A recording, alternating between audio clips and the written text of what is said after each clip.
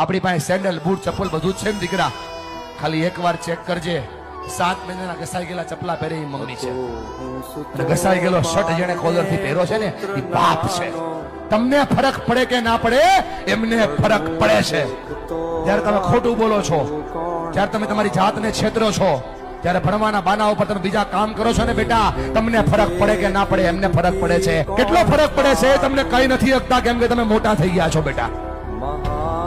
પણ તમે જયારે કઈ ડિમાન્ડ કરો છો ને, પપ્પા જોઈએ છીએ, તેની પાસે હોય નહીં તો એ દાંત કાઢીને જવાબ દે છે. તમે તો ખાલી માગી લ્યો છો કે ભાઈ પપ્પા જોઈએ છીએ, ત્યારે ખંભા ઉપર હાથ મૂકીને પૂછજો તો ખરા કે પપ્પા હું તો ખાલી માગી લઉં છું, તમે લાવો છો ક્યાંથી?